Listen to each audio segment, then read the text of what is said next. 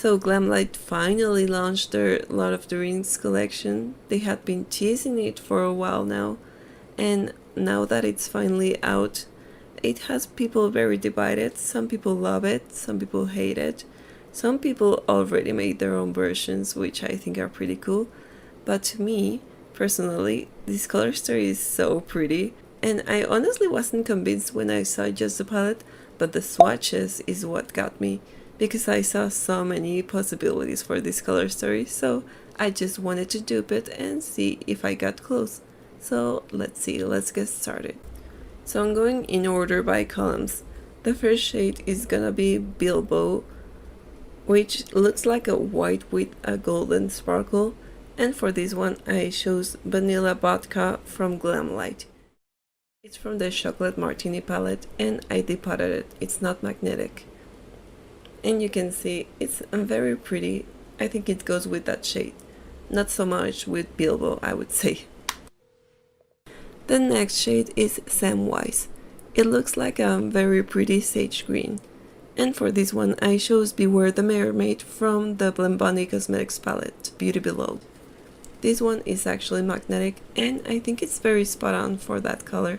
And for Samwise, if we're talking about what he was wearing in the movies. Next is gonna be the shade Legolas.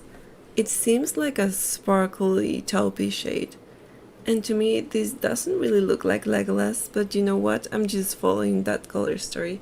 And this one, it's Vengeful Spirit. It's from the Glamlite Scream palette, the first one. It's a very pretty taupey sparkly shade.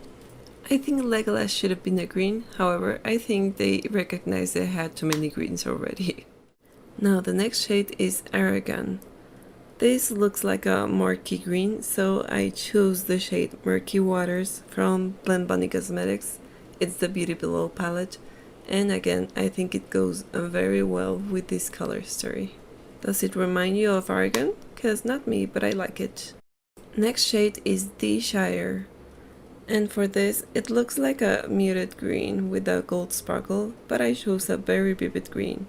It's called Fun Field, and it's from DD Signature. And yeah, it's very shiny, very luscious, very shifty. I love it, and I think it goes well with the Shire. Next is the shade Mary. It looks like a very pale green. For this one, I chose Luna from the Blend Bunny palette, the Primal. It's not magnetic, I magnetized it, and I think it's very spot on with that shade. Does it remind me of Mary? Not at all. However, I think it looks very good with this color story. So far it looks very good. Okay, next is the shade Frodo. They used a very dark green with sparkle, so I chose my darkest green with sparkle, which happens to be Pump and Button from Adept Cosmetics.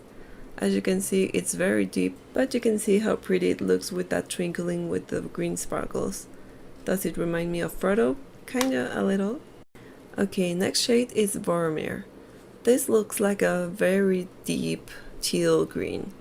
And for this one, I chose Lily from Blend Bunny Cosmetics in collaboration with Linz. This one is actually magnetic. And you can see how good these colors are already looking. Next is Rivendell.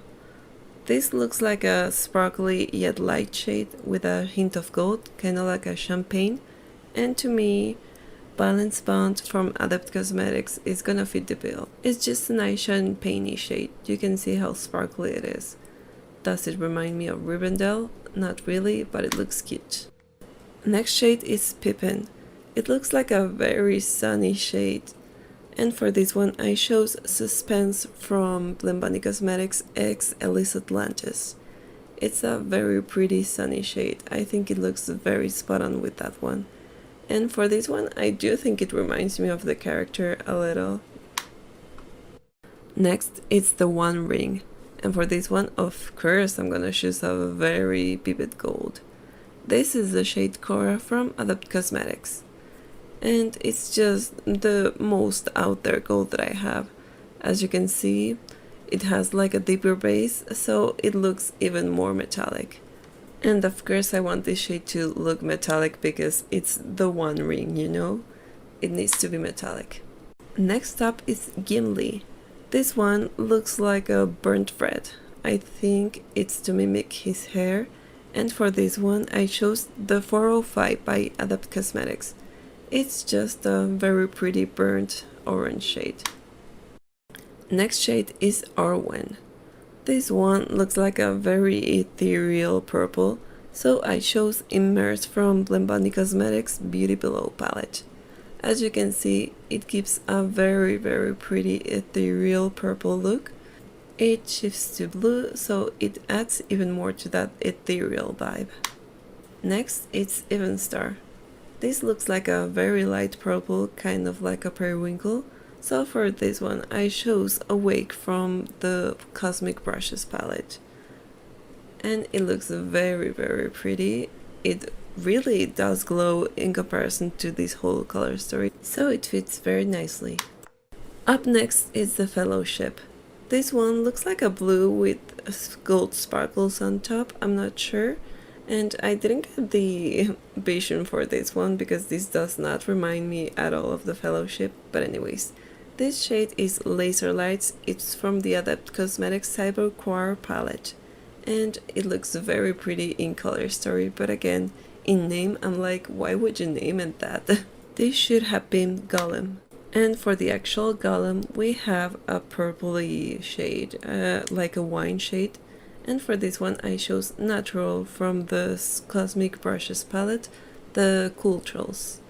And I think it looks very pretty, but again, why would you name it that? What about Golem says purple to you? Next up is Galadriel. For this one I chose Supernova from Blembani Cosmetics. Their shade seems to be like a sparkling white, however I wanted to use a iridescent blue because I think it will fit better with this color story. And also, I think she goes more with blue, because when she becomes evil, she kind of turns another color, so I think it fits. Next shade is Gandalf, and of course they chose a gray. But it's a very interesting gray, because in swatches it looks a bit purpley, so I chose Intuition from the Cosmic Brushes palette, the Cool Trolls. Again, this is the palette, but it fits very nicely. Moving on to Lothlorien. To me, it seems like theirs is a very straight blue, however, I wanted to make this an opportunity to introduce the shifty shade, so this is Scrubs from Adapt Cosmetics. It's from the Heather Austin palette, and you can see how pretty it is. It goes from blue to purple all the way to red. I'm sure they cut multi-chromes to cut the price, but that's the advantage of duping stuff. I can change whatever I want. And lastly, this is Sauron. It's just a matte black, and of course I had to choose the first black that I could find, which turned out to be one of the worst blacks, and it's actually from Glamlite. It's Vintage Mask from the Screen palette. It's not the best black I've ever swatched, but it's a good black, you know, swatches don't tell the whole story. And all done, this is the whole palette. What do you think? I think it's beautiful, however I think it does not remind me of Lord of the Rings, not that much. But as a color story, I think it's very versatile. I could make many more looks with it, and I think it just looks good, you know? I mean, I've never seen these colors together. It does remind me of one palette from Orensai. I think it's this one that reminds me of, but even this is not the same. So yeah, again, this to me is a very well-rounded palette, beautiful color story, and it does keep the vibe of Lord of the Rings, but only of the movies, not like the specific characters, if you ask me. I have to admit, my connection to this franchise is not that deep, because I was a kid when the first movie came out, and by that time I was more into Harry Potter than I was into this franchise. I remember I tried to watch the second one like one time, and I was so bored because it was just people walking, and I'm like, you know, I'm a kid, I need something that will move me. So I grew up avoiding them. I remember I had a friend in middle school who was an absolute fan, and she used to tell me, oh, these movies are great, they have comedy, they have horror, they have romance, they are so epic. And I was just remembering how bored I was as a child, so I didn't give them a chance.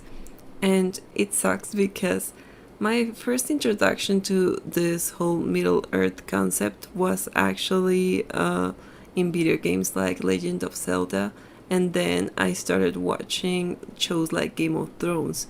And it wasn't until I heard George R.R. Martin go on and on about how good the universe of Lord of the Rings was, of how much it inspired him, that I thought maybe I should watch these. And that wasn't until 2020 that I finally had some time to give the three films a go.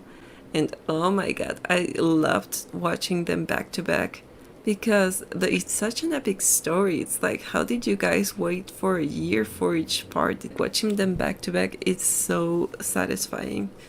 And I don't know, I kind of hated myself a little for taking my child's experience all the way through my adulthood for this one.